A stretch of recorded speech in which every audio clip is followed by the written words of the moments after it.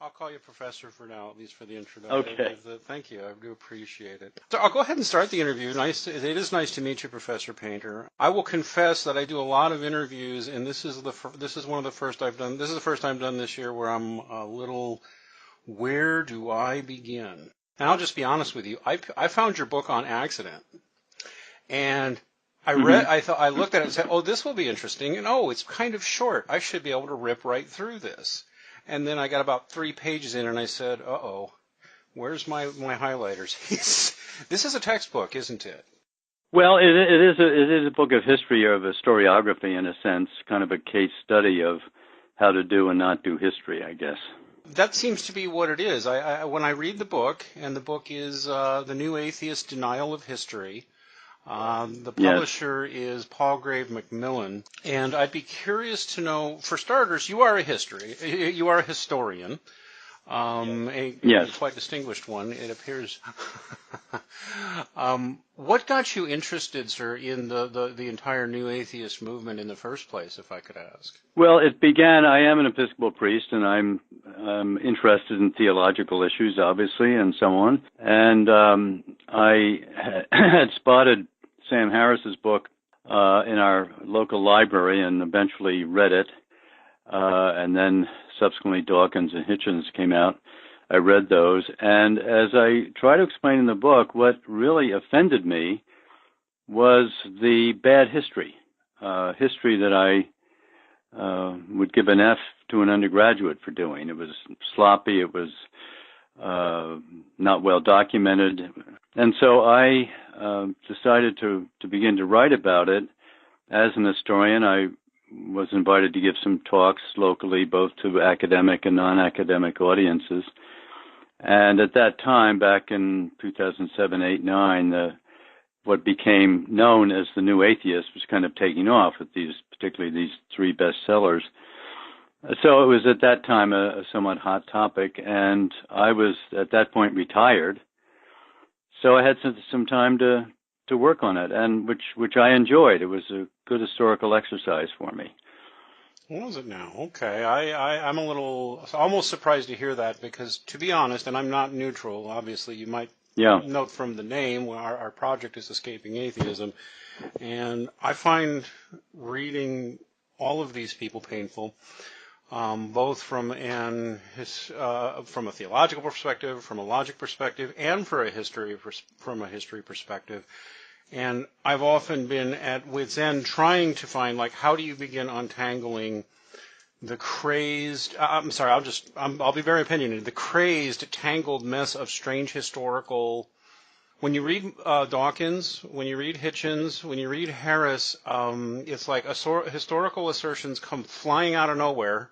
And as soon as you want to grab them and examine them, they're galloping off to something else. Well, I agree, and it bothered me that reviews of these books, even those that weren't overly favorable, had very little to say about the history, which to me was glaring. In other words, a lot of their argument is a moral argument. In other words, religion does bad things, therefore it must be wrong, which isn't terribly logical, but it's an historical moral argument. They claim that they are people of reason and that they base their conclusions on evidence. Well, I found that was not true when they did history. In other words, I thought this was a vulnerable point of theirs because they were not looking at historical evidence in any way. They were what I call ideologically driven history. In other words, they had a bunch of conclusions, religion is bad, etc., and then they cherry-picked things that they thought would support that. And that's not good. That's not history at all. It's ideology, and so that really made me angry as an historian. And got me going. And when I looked more carefully into their sources, a lot of them were very dated. Some of them were by second-rate historians or second-rate historical works, out-of-date historical works. Also, some of them were picked up on web pages from people who weren't historians at all. You know what? So I'd look at a foot. Go ahead. I didn't want to interrupt. But yeah. When we say them, right now, it appears that the primary focus of the work, you mostly address Christopher Hitchens, Sam Harris, and Richard Dawkins. I noticed Daniel Dennett's name is missing from your target list. Would I assume correctly that that's because he doesn't talk much about history, or?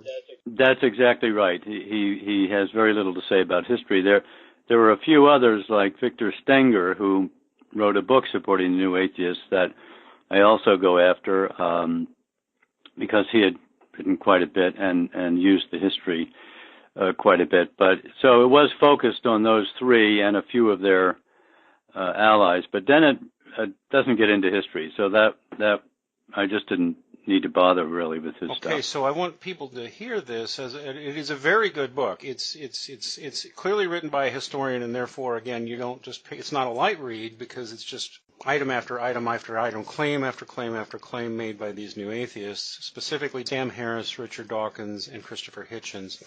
You mention a few other names, and that some of the, you call them second rate. Is pseudo-historian too hard a word to use on some of these people? Yes. For example, I remember looking at one of the footnotes that Dawkins had, and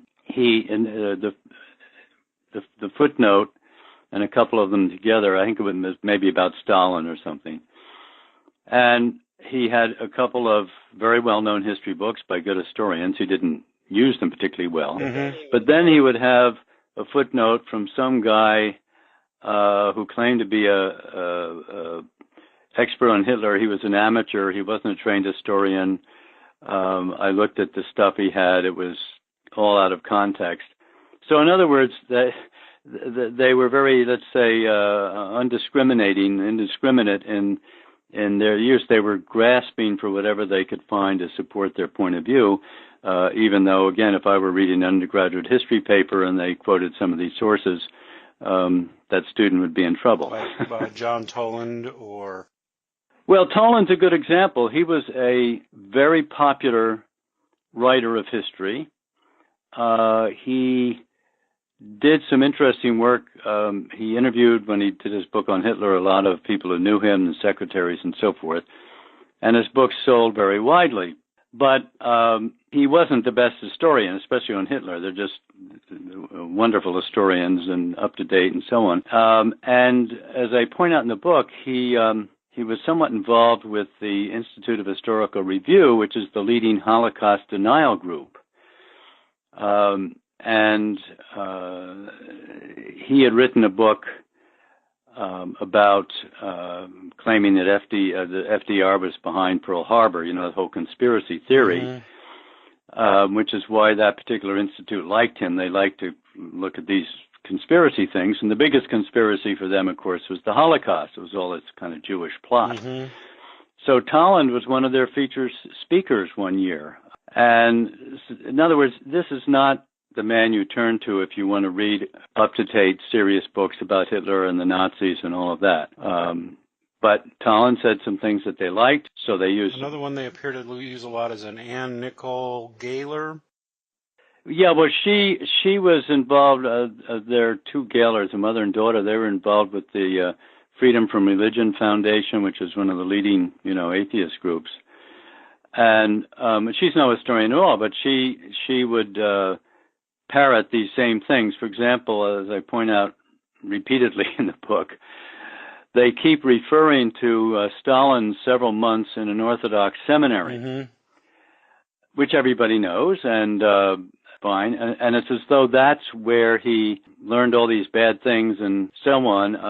And they never talk about his Marxist ideology, which of course is atheist in its basis and so on. So it's a bogus argument. Everybody knows Stalin. Historians know Stalin went to the seminary. They're not hiding that. But you also have to look at the mainstream here of Lenin and Marxist ideology and lots of other things. Wouldn't you also have to?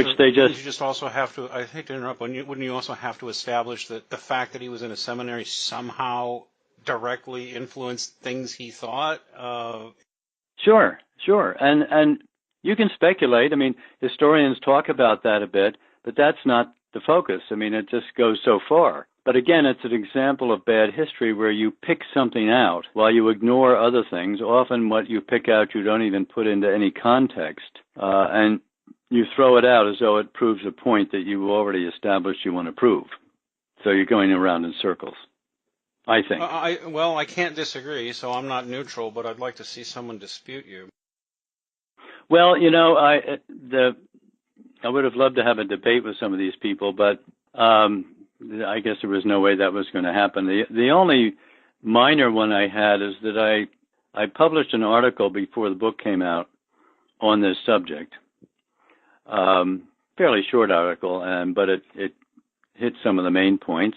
And it was in it's no longer published, but a nice little historical journal by professional historians called Historically Speaking. And it prompted a letter from a man named Richard Carrier, who's one of the atheist proponents. He's also someone who's big on the subject of denying that Jesus ever existed. So he wrote this letter saying what a bad article this was. So the editor invited me to respond in writing, which I did. It was easy because Carrier's letter was just kind of silly. It misquoted me and just missed the whole thing. So that was kind of fun, but otherwise I haven't engaged with any of these people, and if they've seen my book, they I'm sure probably just want to ignore it. Well, you make your points very well. It's a devastatingly good book. It's almost dizzying to read just because, well, you're doing what a historian does, which is documenting your sources and documenting what you're talking about, and so you wind up with this. It is a little hard to keep up with sometimes, but it matters for anybody. Well, yeah, I know it's pretty academic, and it gets into a lot of history. What I was trying to do was contrast their history with what I call mainstream history, and the analogy I would make, it's something like a ball field, let's say a football field, and within the boundaries. The players in this case are historians. So they all have to play by the same rules. But they may not agree, or they are competitive, they have different interpretations, and historians love to argue, and it goes on and on and on. But they're playing within the boundaries of historical training that we've all been through. So we're playing by the rules. I liken the history these people produce as being out of bounds. They're out somewhere else. They're not playing by the rules. They don't know them or care for them. Again, they're looking for stuff that will support what the conclusions they've already drawn. And that's not what historians do. That's not what we're trained to do. That's a damning indictment, and it's hard to disagree with. And the book is exceptional, and I think required reading. You'll see relatively respectable names in history right next to strange people. You have relatively respectable names that they will reference, like there was a reference somebody, Tatiana Chimichenko, who I think has done some decent history, but they misquoted her. Well, that was another thing I found with that particular book and one or two others. And that book her book was a monograph on a very specialized study, professional historian, and so on. So when I got a copy and went through it, I realized that they had misrepresented the book.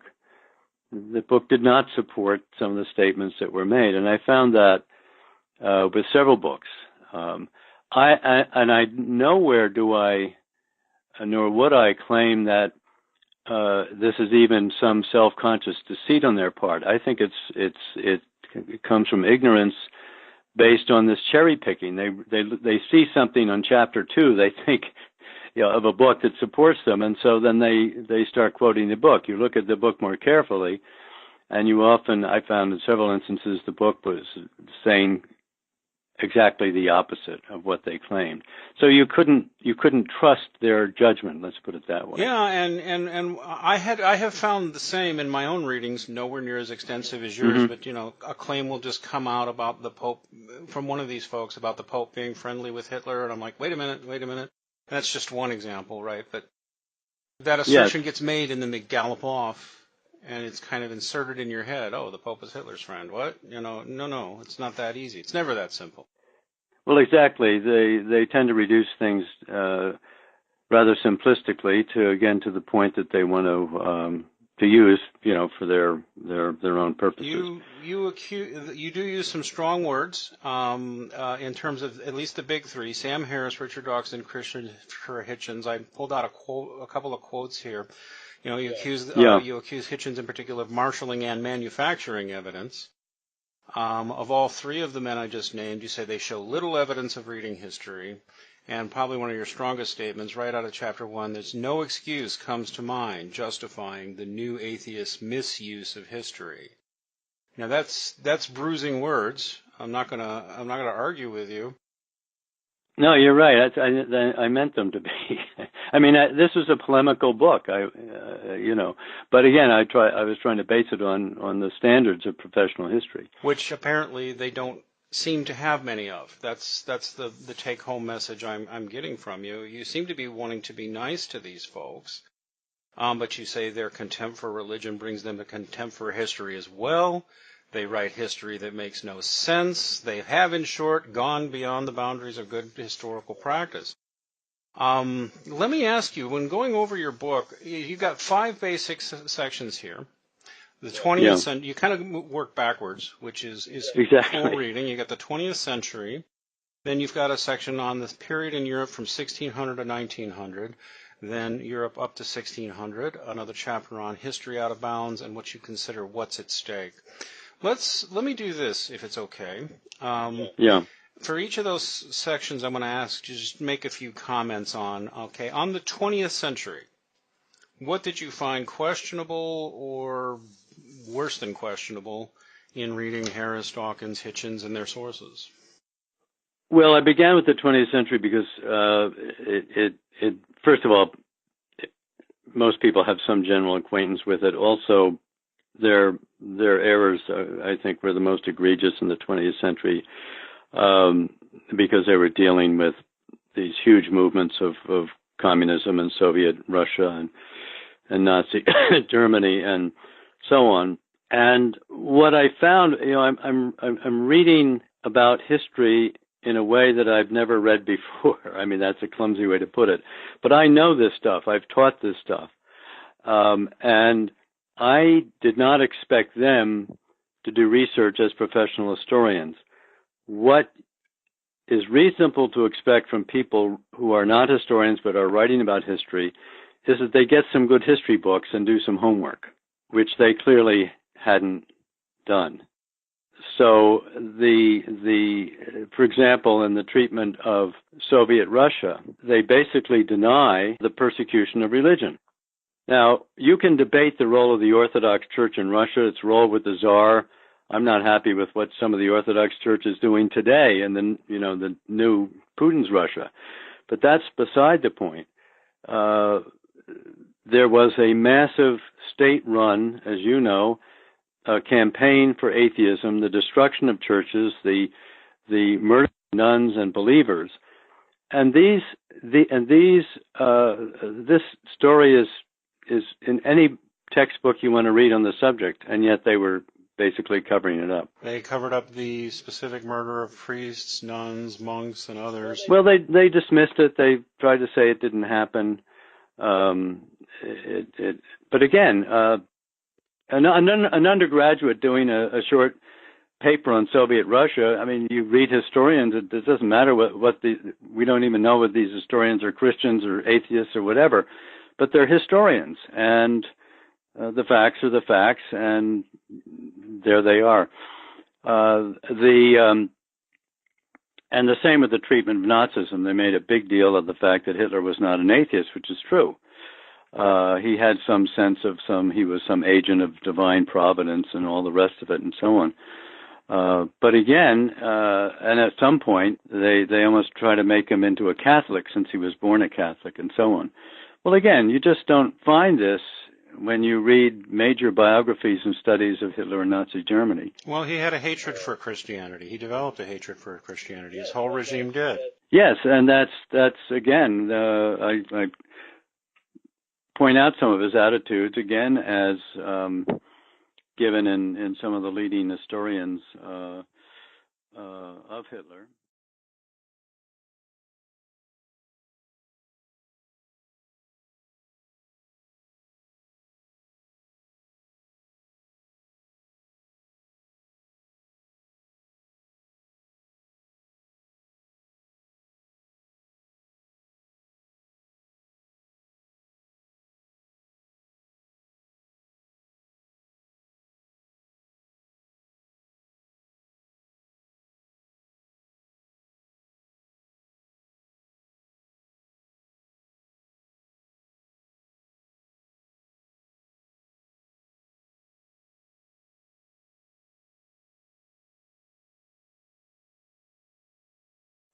They almost try to make him into a Catholic since he was born a Catholic and so on. Well, again, you just don't find this when you read major biographies and studies of Hitler and Nazi Germany. Well, he had a hatred for Christianity. He developed a hatred for Christianity. Yes, and that's again, I point out some of his attitudes, again, as given in some of the leading historians of Hitler. So again, these are not mysteries of history. This is in their case, a massive distortion of history, again, to support their ideology. Not that we're here to debate, but I have seen reputable sources say Hitler did declare himself an atheist and then didn't, and then did. Yeah. He seems to have mostly been insane. And in a way, it's beside the point. I mean, it's sort of a silly debate. But it is clear that in the long run, he saw Christianity as an enemy, and ultimately, they had to take care of the Jews first, but the churches might be next, and that's pretty clearly stated by major historians on the topic. Yeah, they had formed their own Nazi Christianity, actually, when they called positive Christianity, and then they killed people. Right, yes, they had their own Aryan German version and so forth. Yeah, I mean, unlike Stalin, Hitler didn't go after the churches directly. As a matter of fact, he really tried to entice them, but that's a whole other story. It is. The Stalin, it was interesting too. It was you mentioned this in the book, something called the League of Militant Atheists. Yes. Which was a Stalinist group, and to be honest, I look at some of the new atheist literature, and some of it looks like it's taken out of that. And because some of the propaganda, I'm sorry, I use the word propaganda, but it seems like some Soviet propaganda on Christianity has made its way into contemporary popular best-selling literature. Well, I think that's a fair enough critique of the more extreme new atheists, or whatever one wants to call them, militant atheists.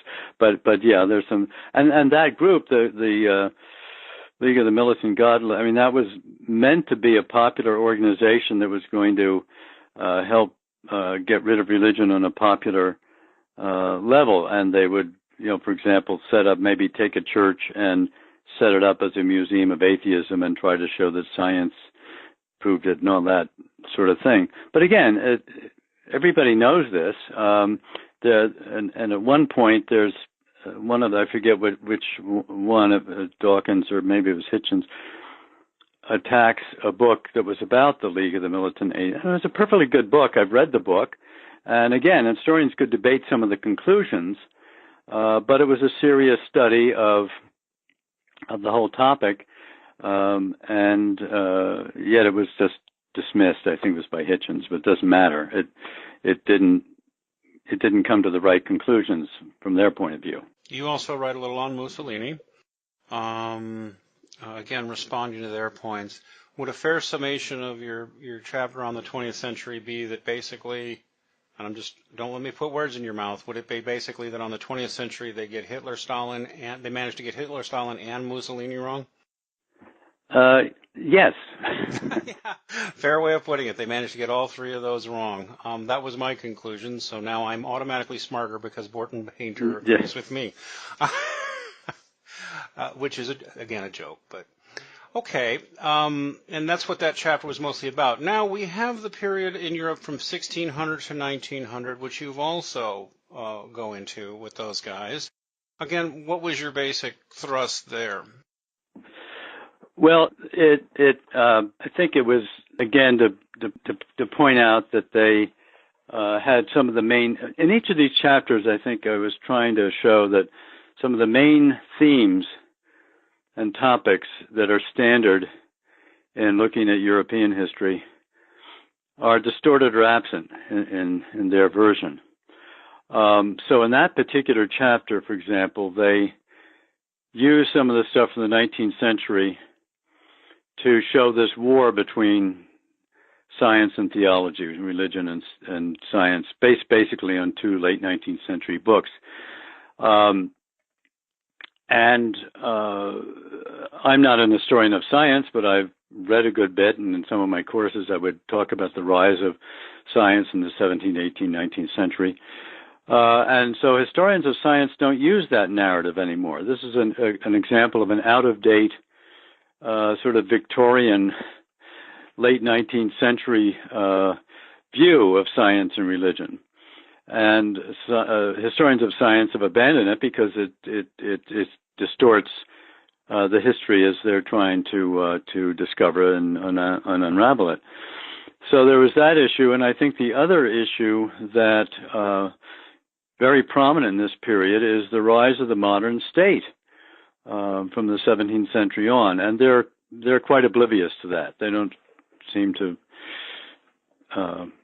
pay. So that means they don't understand the ways the intermix of religion and politics. Often, religion often, of course, was used as a prop for monarchs and that sort of thing. We know that, but they were quite oblivious to that. I thought.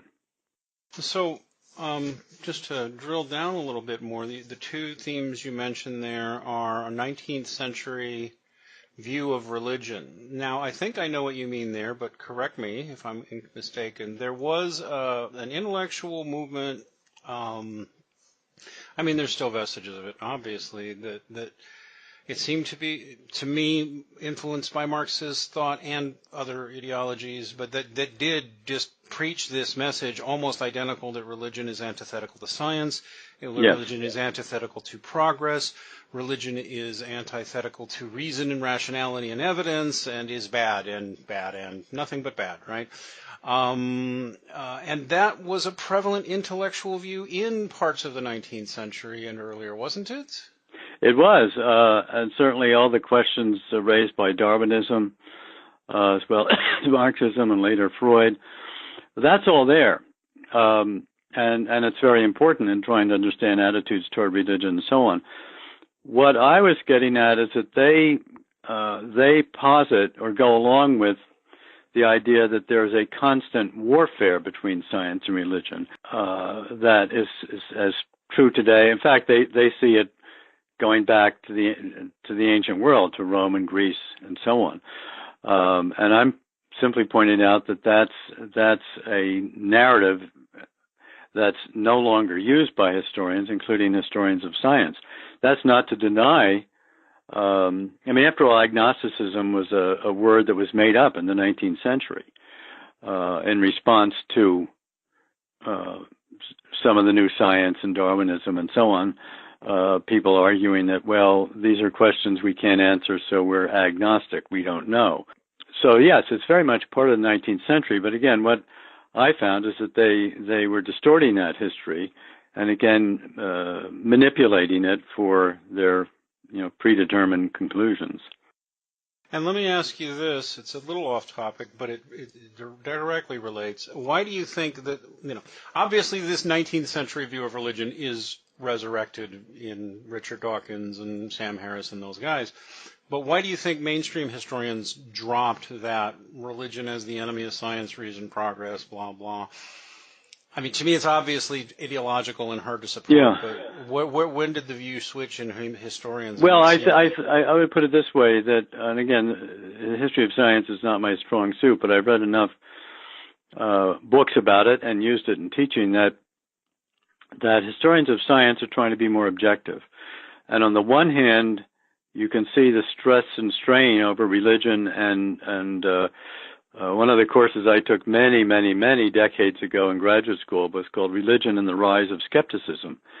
And you can see the development of skeptical attitudes toward religion from the 17th century on.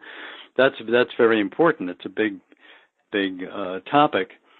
But historians writing about this don't take a view that there is inherently warfare between science and religion. Some have pointed out, for example, on the other side, why is it that science emerged out of a Christian society?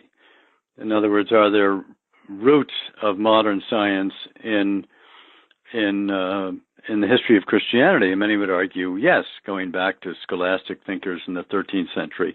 So again, this is getting out of my depth in a way, but I know enough about the general approaches. Again, a lot of it is how you put this into context. And again, with the new atheists, that's not their interest. Their interest is in finding stuff that will support them. So the idea of a constant, never-ending war between reason and science on the one hand and religion and superstition on the other fits their playbook, so to speak. To the best of my knowledge, all the major universities in Europe prior to the late 20th century were built by Christians, the church. If not the Catholics, then the Anglicans, the Lutherans, etc. Sure. The university is as we know it today. I mean, it's basically a medieval invention. Very wonderful one. And based on Plato and Aristotle, for that matter. Yes. And you also mentioned that their analysis, and I remember you even single out Steven Pinker here at least once. Yeah. Completely overlooking the role of the state in any atrocities that have happened in the last century or two. The last few centuries, just the development of the state. It's not there, or Steven Pinker actually defends it as empirically, demonstrably just good, and religion is bad. I tried to read it. Well, the book he wrote, seemed to be a case. I sometimes have my differences with social scientists who love to look at data, but often are not very good at history. And I thought, from what I could see in the book and in reviews, he was guilty of that. He would use quantitative measures, but comparing, what happened over several centuries with something that happened in a short period of time and other things and so on. His argument was true enough on the one hand that the amount of violence in modern societies is we're pretty sure much less than in the Middle Ages and so on. And that's because of political authorities. I mean, the bobbies, the 19th century, the Metropolitan Police Force in London, that was a new adventure. A new venture, a new way of keeping peace in the city so you didn't get, robbed when you went out after dark. So that's all true enough, but on the other hand, it ignores the state. If the state on the one hand has brought about more safety and security in our daily lives, it also is capable of massive destruction, violence, and death, as we've seen in the 20th century, and whether it's Hitler's Germany or Stalin's Russia or Pol Pot's Cambodia. And it seemed to me that Pinker had an argument to make here, trying to use facts and figures, but again was ignoring maybe half of what was going on. So Steven Pinker deserves criticisms for sloppy scholarship too, then? Well, from my point of view. Fair enough. No, fair enough.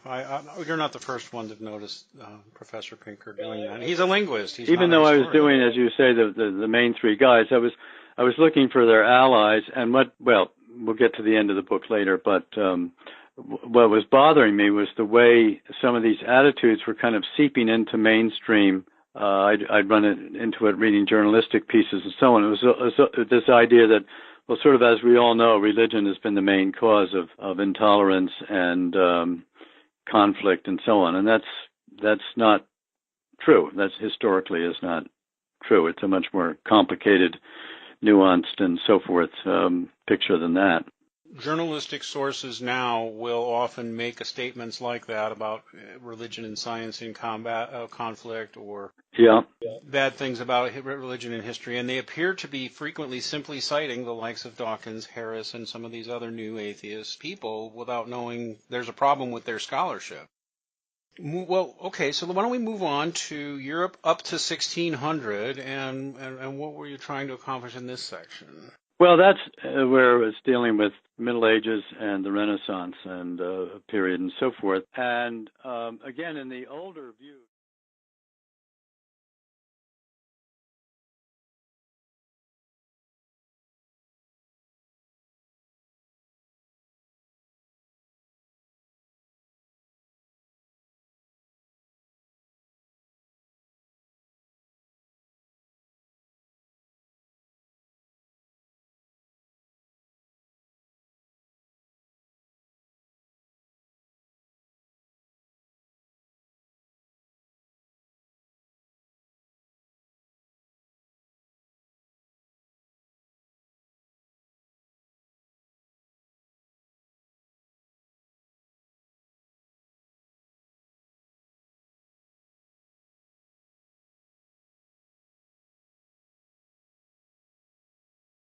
Journalistic sources now will often make statements like that about religion and science in conflict, or bad things about religion and history, and they appear to be frequently simply citing the likes of Dawkins, Harris, and some of these other new atheist people without knowing there's a problem with their scholarship. Well, okay, so why don't we move on to Europe up to 1600, and what were you trying to accomplish in this section? Well, that's where it's dealing with Middle Ages and the Renaissance and period and so forth. And again, in the older views, again, basically Victorian 19th century views, the idea was that the Middle Ages were the Dark Ages. You could almost use the terms interchangeably. And that it was at the Renaissance there was a dawn of, there was dawn, there was light after darkness, there was a rediscovery of the classics and so on. And again, all of that has large elements of truth, but it also is quite wrong in its view of the Middle Ages. And again, that's clearly established by mainstream historians. We just mentioned the universities, for example. Parliament has its origins in the Middle Ages. Modern agriculture has its origins in the Middle Ages. I mean, it wasn't all superstition and church dominated and blah, blah, blah. That was one of the things that annoyed me, that they would occasionally use the word theocracy for the Middle Ages. Well, theocracy is ruled by clerics, and that's not true. One of the main themes in the Middle Ages was the conflict between church authority and state authority. This was not a unified society at all. There was a lot of tension there. And they were quite oblivious to that.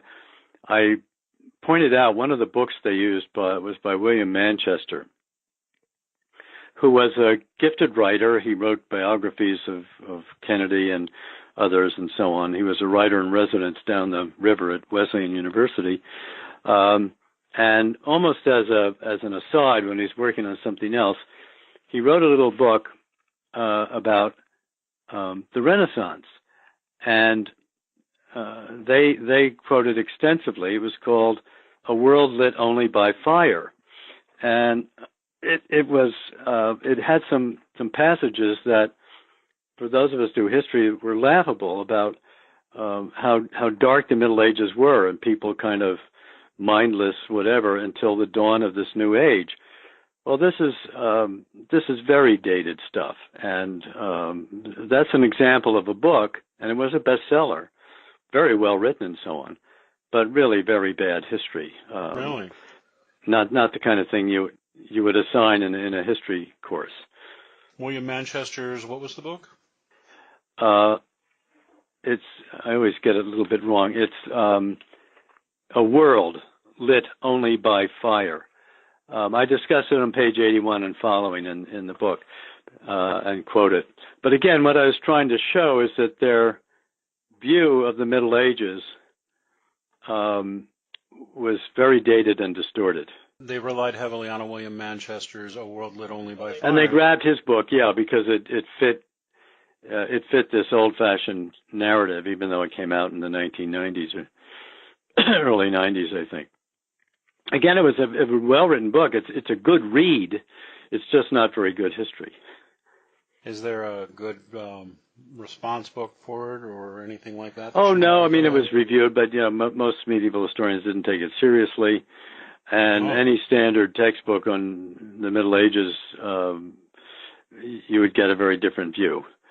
And again, it's not to paint the Middle Ages in any age in some sort of pure light, but the Middle Ages, it was a long period of time for one thing, so there's a lot of developments there. But as we just mentioned, a lot of it,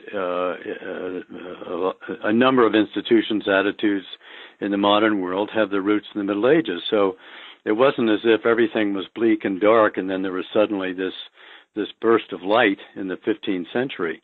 It was the Enlightenment and the Renaissance, and all of a sudden we have thought again or something, right? Yeah, and I used to tell my students, just think of the terms. Renaissance, rebirth, it sounds like very enlightenment. And then you get, at best, the Middle Ages. What does that mean? Well, it really came out of this idea that was just the middle period between the glories of the ancient world and then the Renaissance. It's a kind of carryover from some of the attitudes in the 15th and 16th century, because they were very excited. They thought they were, getting rid of all this clerical stuff and rediscovering the ancient world, which in some ways they were. Mm-hmm.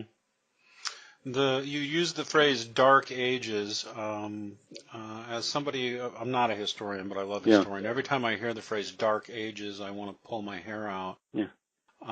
Is it not true, sir, that the term "dark ages" isn't that much used anymore by historians, and that it originally kind of was just talking about a period of history that was like Latin was no longer being spoken, languages were everybody, and so it was hard to determine much history in that era. Isn't that really where the Dark Ages come from? Well, that's exactly right. No historian would use the term Dark Ages to talk about the Middle Ages. We're kind of, whether we like it or not, we're kind of stuck with the idea of the Middle Ages. So we have to live with it, and then it's 1,000 years long, so there are a lot of developments within it. But you're right. If sometimes historians will talk about the Dark Ages in the terms of the early medieval period when, as you say, written stuff was going, Latin was giving way to the vernacular spoken languages. There's often not a lot of kind of solid evidence, particularly written literary evidence.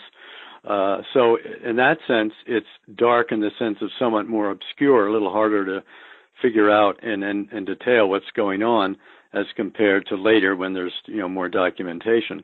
But even there, historians would be prone to put Dark Ages in quotation marks, referring to that sort of thing as you were saying. So, in looking at the first three chapters, a good summary is, let's see, they get the so-called Dark Ages, Middle Ages, they're sloppy, out of date, or just wrong up there. The period from the Enlightenment and Renaissance, a lot of out-of-dated and hard to, just a lot of assertions they can't back up.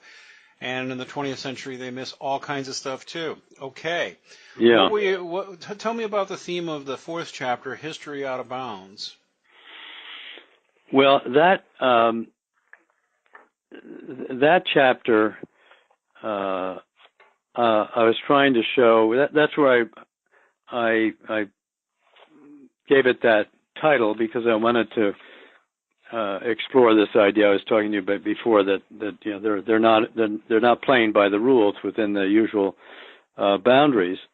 And I had followed very carefully. I opened the chapter with recounting the libel trial in London against Deborah Lipstadt, American historian, who wrote a very good book on the Holocaust and the Holocaust deniers.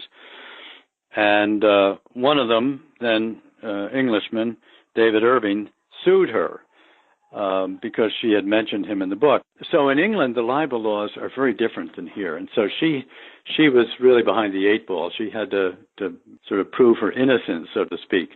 Well, anyway, I give a couple pages to recounting that trial, which came out heavily in her favor and against David Irving as a Holocaust denier and manipulator of history and so on. And I use that as an introduction because my argument there is that the new atheist way of doing history is on a par with Holocaust deniers. I'm very careful to point out that they do not deny the Holocaust. That's not the substance of what they say, no. But their methods are similar.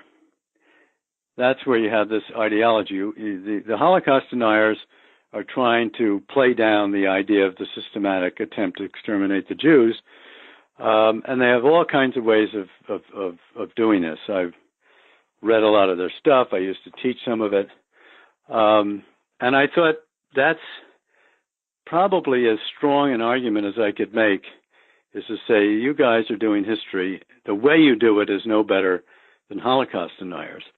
So that's why, back to the present, I started with 2000 with that libel trial, and then have a little section on, I used to teach historiography, the history of history and how it developed and so on. And again, trying to show, I think, demonstrating that these people are just outside the boundaries. They're doing something else. They're not doing history, but they use it, and of course, from my point of view, misuse it.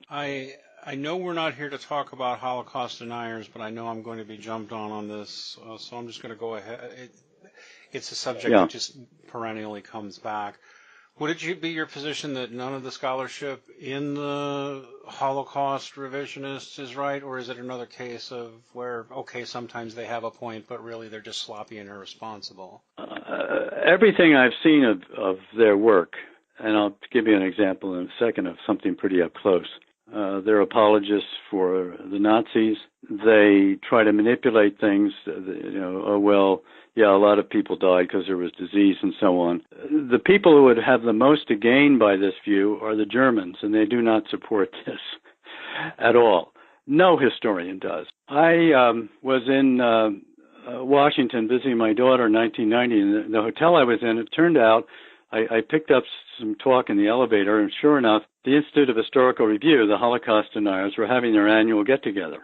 And I went downstairs where they were and looked at their literature, and I tried to talk my way in. And most of the stuff they had out, there was a lot of just plain disgusting anti-Semitic stuff. Then they have a whole section of stuff on, German memorabilia. You too can get a SS uniform, that kind of stuff.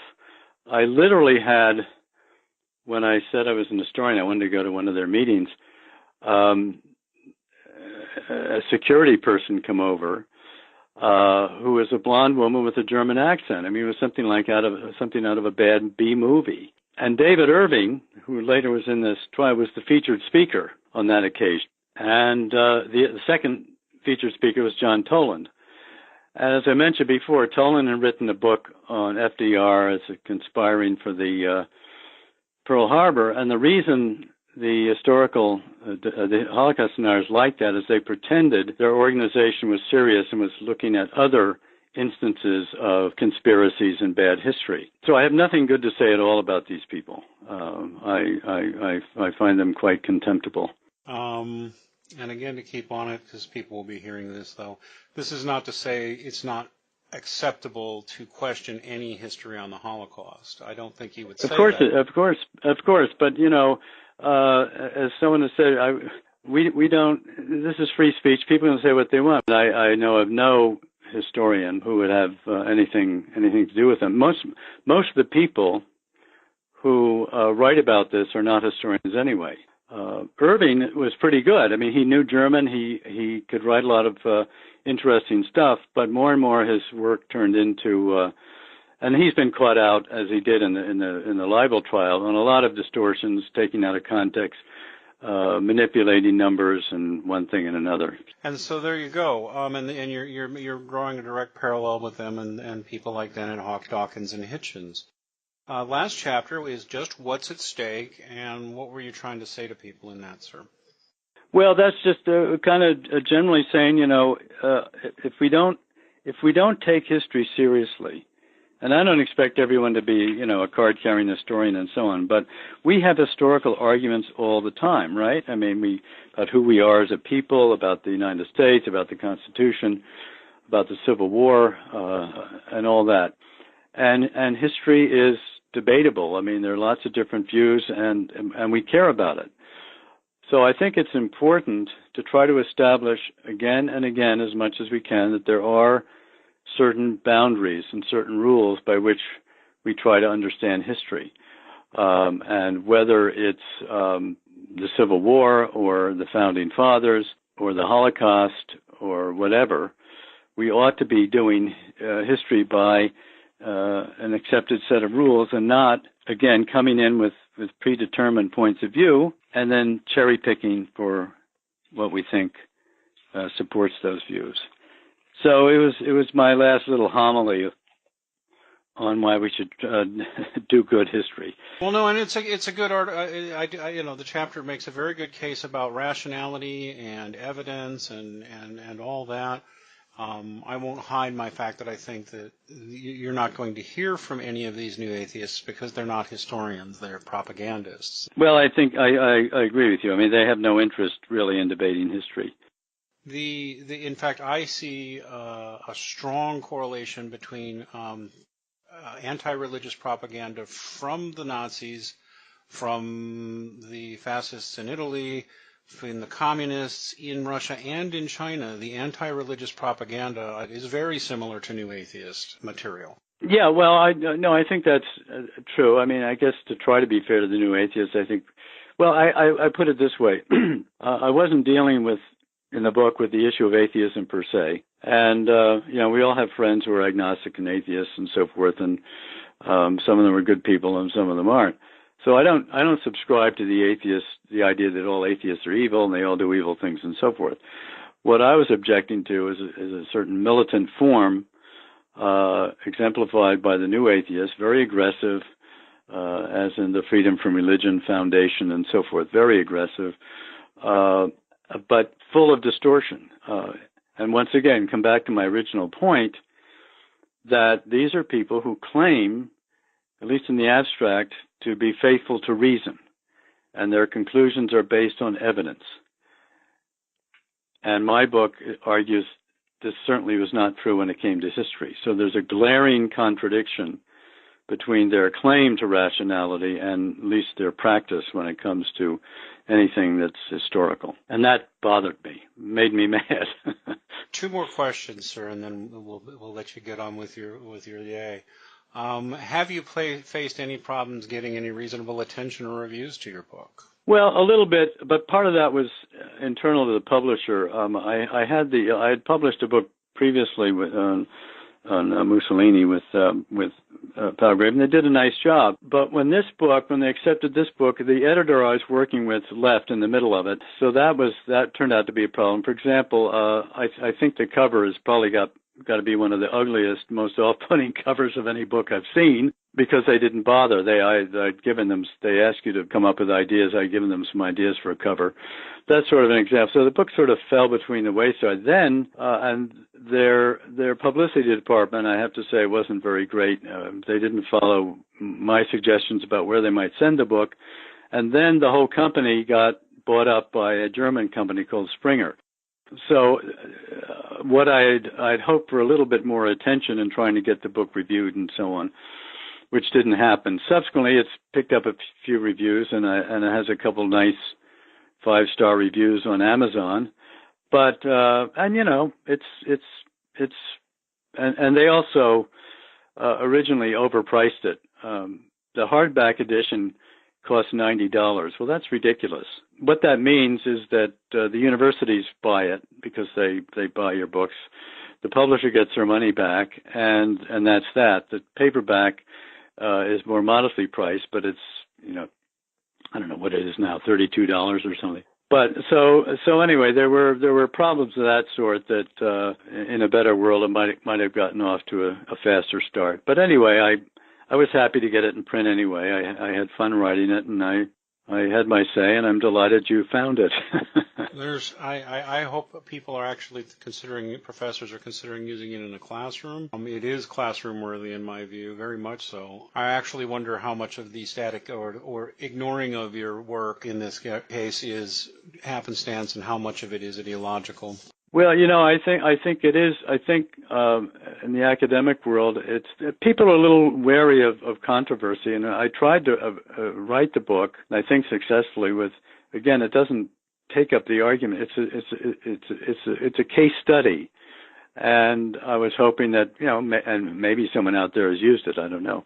Because we used to have a course at Trinity in historiography, the history of history, methods, that sort of thing. Most history major departments have a course like that. But so anyway, maybe it gets used occasionally that way. But that was one of the audiences I had in mind. I suspect that the book will find its audience eventually because it's very good. It's also very bruising, but intellectually bruising. It's really a good, strong call to being responsible in history, being responsible on your scholarship, and noting what poor scholarship looks like. I really appreciate the book, and I want to see more people see it. I have one last question, and hopefully it's a fun question. Yeah. What's the question you wish I asked and didn't? Oh, I don't know. You've been very, very thorough. I think we've covered a lot of ground, and you had written me before and said you had some questions and so on. I think we've covered probably all those. But no, we've covered the ground, and I'm just delighted when anyone takes the interest. I obviously love history and love talking about history, and I had a lot of fun writing this book because. Particularly the period I was writing it, there were so many book reviews and things that were coming out that it kept, I had reams and reams of copied material and so on. So I was very happy to work on it and get it out, and very appreciative and grateful to you for noticing and taking the time to talk. Well, I hope we can do it again sometime. Thank you so much for your time, and it really is an extraordinary book. I'm going to be recommending it to a lot of people because the fact is that for all the answer to the atheist arguments, nobody's gone after them on their dodgy assertions about history, and they make a lot of them, to be blunt, and you've covered a lot of them here. So thank you so much for your time, and, God bless. Thank you. Thank you so much, Professor Painter. I really appreciate your time. Okay, thank you, Max. It's a pleasure to talk with you. Yeah, bye-bye.